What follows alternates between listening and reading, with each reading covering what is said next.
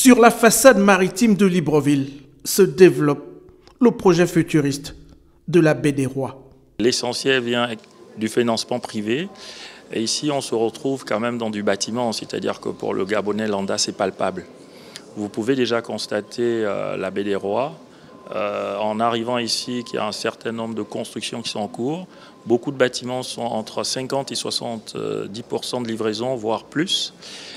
Le premier bâtiment déjà qu'on a livré, que la FMCT, qui est la filiale du FGIS, a livré, est le bâtiment qui accueille déjà le siège du FGIS et celui aussi de la FMCT, qui montre à suffisance que nous sommes capables au Gabon de démarrer des projets, surtout de les amener à bon port et à les lever des fonds, c'est-à-dire du financement extérieur, et réaliser nos projets. Sur toute l'étendue des 40 hectares de ce site, le président de la transition a endossé son équipement de protection individuelle pour faire le tour du site en construction. De manière générale, nous avons conçu un bâtiment éco-responsable qui a plusieurs systèmes intégrés, donc un système incendie, de sécurité incendie, de la sécurité du bâtiment avec un monitoring complet de caméras. Nous avons des contrôles d'accès partout. La climatisation sera régulée en tout temps et le bâtiment pourra gérer de manière intelligente sa consommation d'énergie.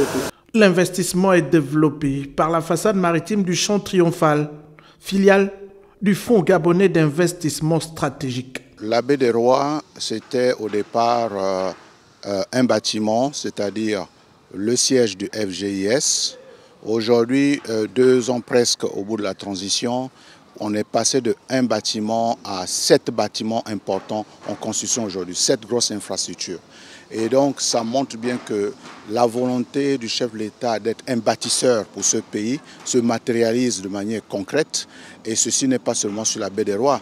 Sur l'autre côté, à Jean-Paul II, nous avons les cités émeraudes qui vont abriter les ministères et autres. Et donc ça répond à sa vision de bâtisseur de notre nation. Et donc ces éléments sont des éléments matériels qui justifient cette option qui concerne aujourd'hui l'orientation, à mon avis, que devait prendre ce pays, c'est-à-dire construire ce pays, développer des infrastructures nécessaires à la diversification de l'économie, nécessaires à la croissance économique.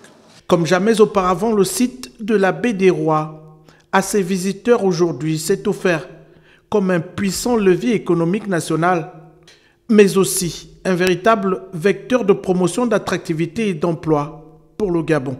Je suis très heureux de la visite et je suis content de constater que les chantiers avancent. Et je remercie ici les équipes ici présentes, Monsieur le Premier ministre qui représente également le gouvernement, parce que je me rappelle, si ma mémoire est bonne, il y a 18 mois, je courais ici au début de la transition, je faisais du sport. Et en faisant du sport ici, il n'y avait que ce bâtiment qui était construit, le bâtiment du FGIS. En véritable bâtisseur, le président de la transition a donc pris le temps de parcourir la façade maritime et de se rassurer. Donc tout ça, c'est la transition qu'il a lancée.